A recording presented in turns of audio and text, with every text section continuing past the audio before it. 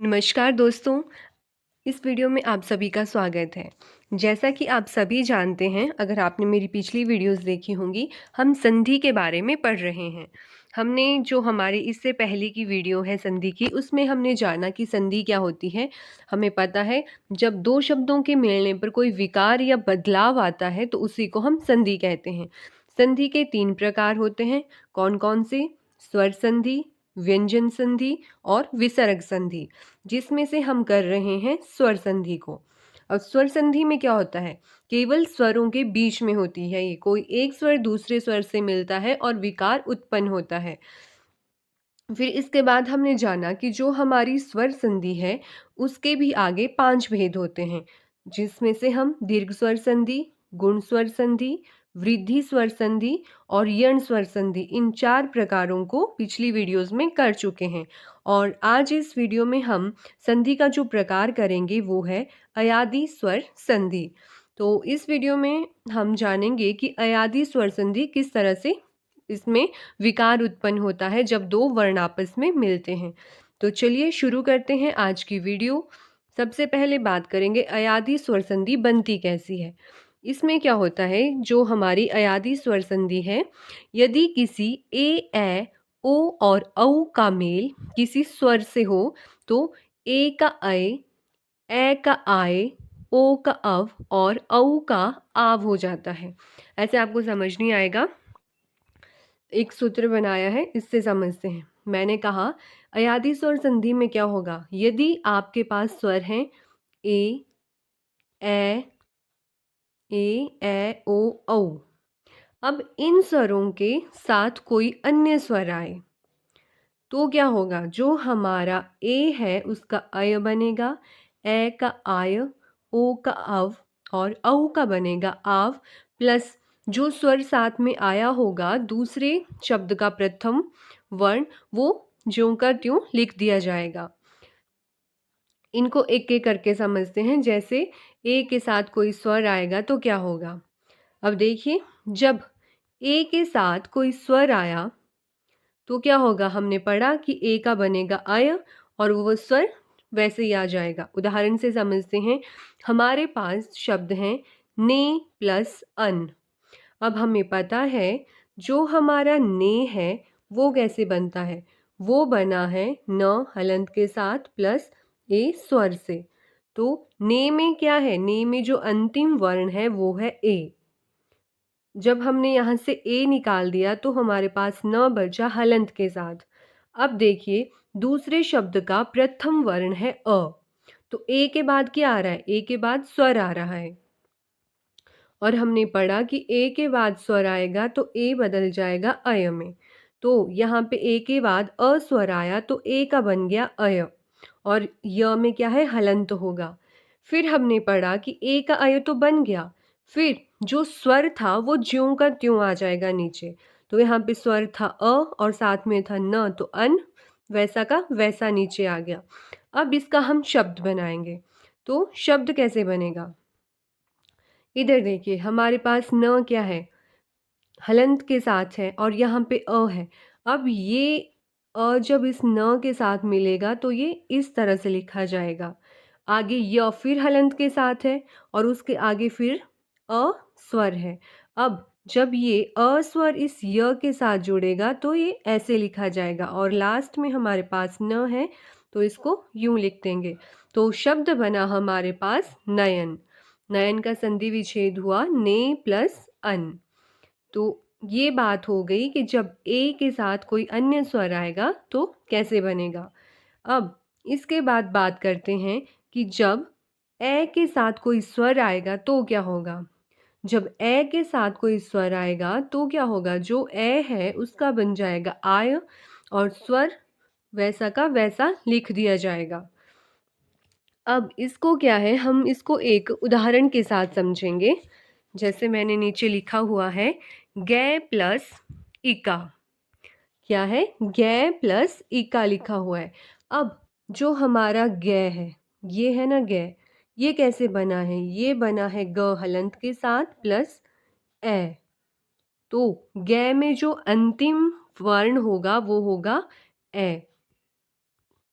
अब ग यहाँ पे क्या है, जब हम इसका अंतिम वर्ण निकालेंगे तो वो होगा ए निकाल दिया तो इधर क्या बचा हमारे पास, इधर बचा ग हलंत के साथ, बीच में प्लस।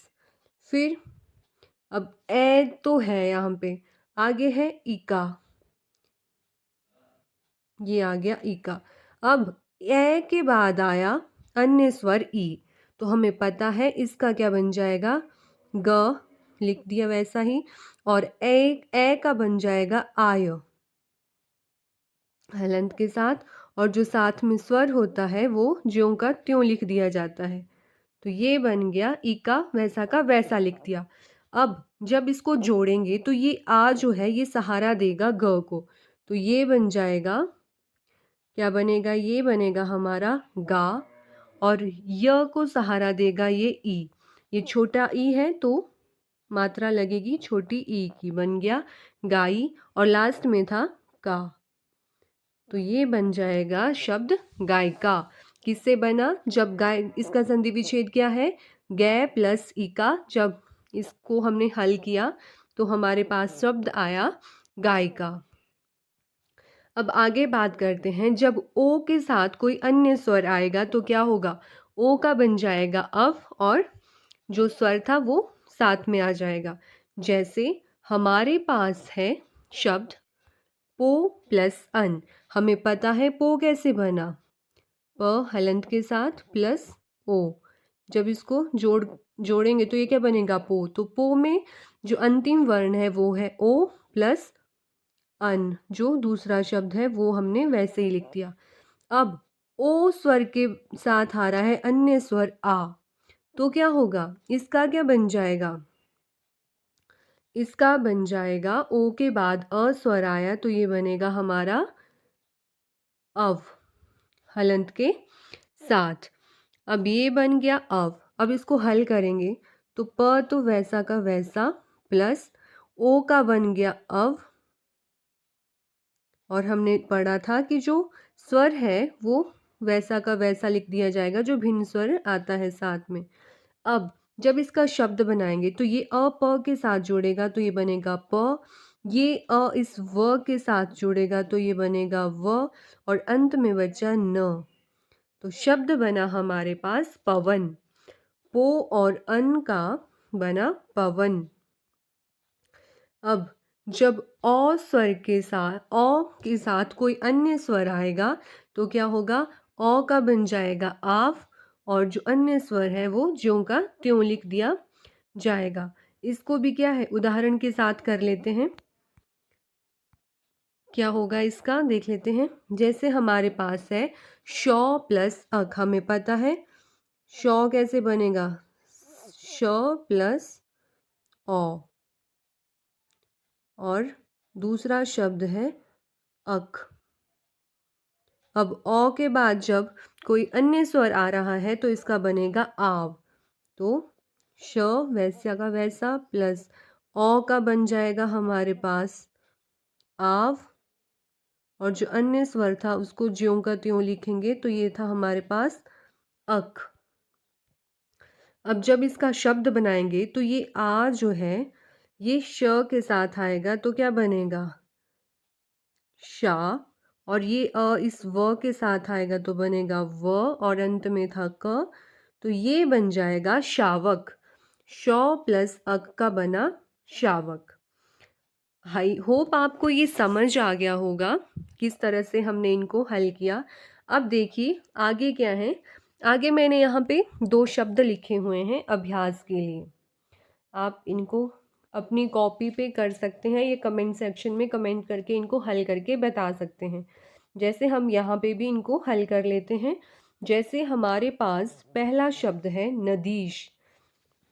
अब ये जो नदीश शब्द है ये कैसे बना है इसको देख लेते हैं।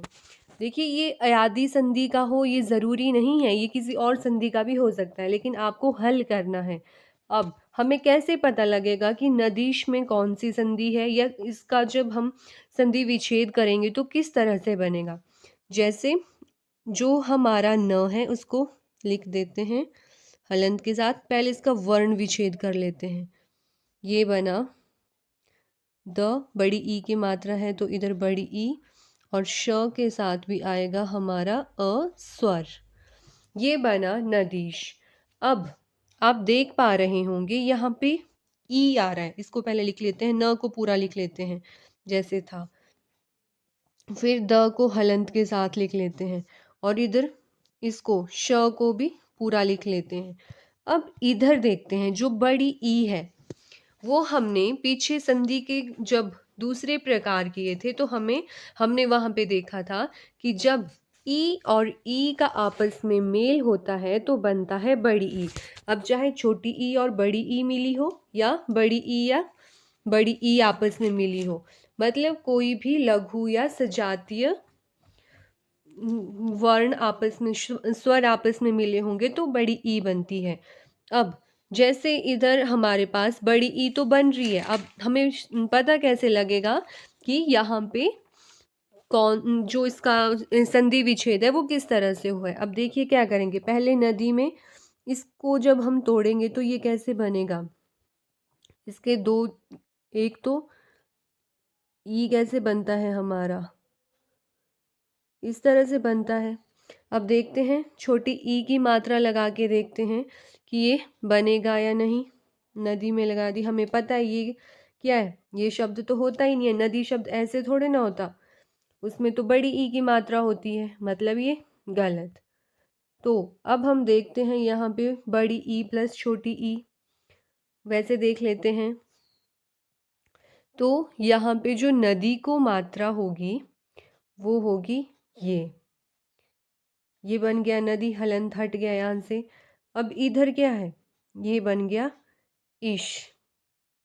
तो अब ये वाला ईश भी क्या है, ये शुद्ध रूप नहीं है इसका, तो यहाँ पे क्या होगा ये और ये, तो नदीश का जो संधि विच्छेद होगा वो इस तरह से होगा, नदी प्लस ईश। अब जो दूसरा है शब्द उसको देख लेते हैं, यहाँ पे भी देखिए क्या है, गविश। तो इधर क्या आ रहा है, ये इसको तोड़ के देखते हैं, ग अव, गव लिख देते हैं। मेन चीज कहाँ है, ई के पास है, हमने ये कहाँ पढ़ा था, दीर्घ स्वर संधि में पढ़ा था, ये है गविश प्लस श। अब ये बड़ी ई है, हमें पता है बड़ी ई कैसे, ये कैसे बनता है, e plus e equal to बड़ी e plus e equal to बड़ी ई, या और कैसे बन सकता है, अगर हम इसको मिलाएंगे तो भी यही बनेगा। तो देख लेते हैं जो हमारा गविश है उसका संधि विच्छेद क्या होगा। अब ये है, दो स्थितियां हैं जो हमारे पास बन रही हैं। अब हम देखेंगे कि जो गविश का क्या होता है, जो संधि विच्छेद है वो कैसे होगा। अब देख लेते हैं इधर, देखिए इधर जो है ई से तो बात नहीं बन रही है, मतलब इसका कुछ और बनेगा। इसका पहले क्या है, हम इसका कर लेते हैं वर्ण विच्छेद, तो वो कैसे होगा, ग अ व, ई बड़ी ई की मात्रा है तो ये लगेगा, फिर श और अ। अब यहाँ पे देखिए, यहाँ पे क्या है, अव आ रहा है, और हमने अयादी संधि में अव के बारे में तो पढ़ा। अभी क्या पढ़ा हमने इसमें, हमने पढ़ा था कि क्या है, जब ओ के बाद कोई, क्या पढ़ा था, ओ के बाद कोई अन्य स्वर आएगा, जैसे यहाँ पे ई है तो क्या बनेगा, अव बनेगा। तो यहाँ से हमें क्या पता लगा कि अव बना, तो मतलब यहाँ पे क्या होगा, ओ होगा, क्योंकि ओ के बाद हमारे पास भिन्न स्वर ई आया। इस तो वो करके देख लेते हैं, जैसे ये अव है, इसका हम बना देते हैं ओ की, ओ से बना हमारा अव, जब भिन्न स्वर आया तो ये जब साथ में जुड़ेंगे तो क्या होगा, गो प्लस और इधर क्या बचा हमारा, ये हलंत के साथ था ई, और इसको पूरा किया श। तो ये क्या है, ये है हमारा गविश का संधि विच्छेद। और ये कौन सी संधि है, ये है अयादि संधि। और ये जो नदीश था शब्द, ये हमारी कौन सी थी, ये थी हमारी दीर्घ। कौन सी दीर्घ, दीर्घ के आगे कौन सा टाइप था, ये था हमारा दीर्घ स्वर संधि। तो आई होप आपको ये टॉपिक समझ आ गया होगा। देखिए, आप इसका जितना अभ्यास करेंगे ये उतना समझ आएगा, क्योंकि ये कुछ ऐसी चीज़ें हैं जो अभ्यास के द्वारा ही आपको समझ में आएंगी। और इनको अच्छे से कीजिएगा, क्योंकि यहाँ से पेपर में क्वेश्चन देखने को मिलता ही मिलता है। तो इसी के साथ धन्यवाद।